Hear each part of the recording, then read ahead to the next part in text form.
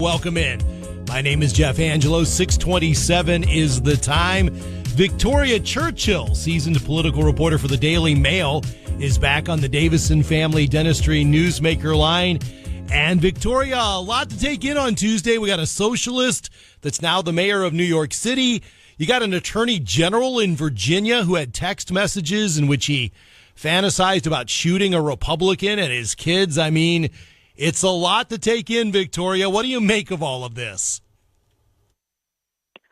Well, it was definitely not the best night for Republicans, but some Republicans, along with House Speaker Mike Johnson, had predicted a slew of losses, and other Republicans like Donald Trump and some of his top lieutenants, including his former campaign manager, Chris LaCivita, as well as Alex Brusewitz, who is a digital advisor to his campaigns, tried to shy the blame away from the president, saying that, a lot of these people, of course, the president's name was not on the ballot. He did not campaign aggressively for any of these people.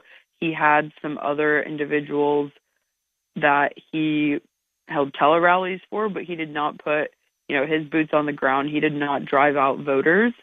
And, I think that really goes to show that in past elections, the Trump machine was able to capitalize on low propensity voters that do not vote frequently, to put the president over the edge, and those voters were not energized to go to the polls yesterday.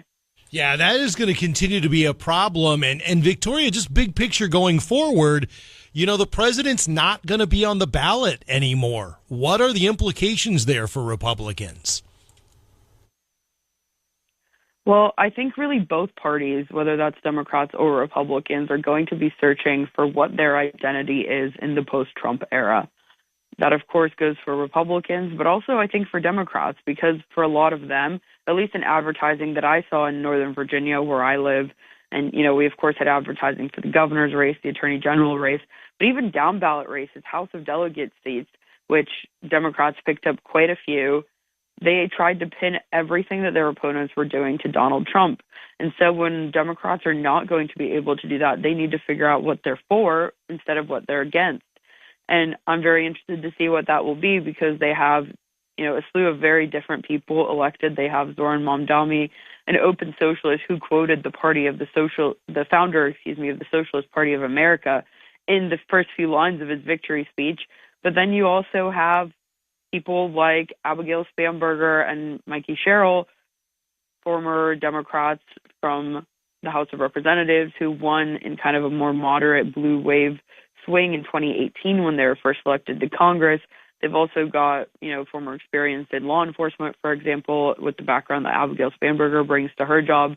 And so, in a party that wants to defund traditional policing, Mamdani talks about wanting to get back to the kind of community policing model that we saw Democrats talk a lot about in the Biden era and around the 2020 times, versus, Spanberger says she wants to work with police, and she had sheriffs running campaign ads for her. And so those two different sects of the Democrat Party, I think, are going to be kind of at war with each other in the next few months to see who's going to come out on top. Great analysis from a great political reporter. That is Victoria Churchill on the Davison Family Dentistry Newsmaker line. Victoria, thanks for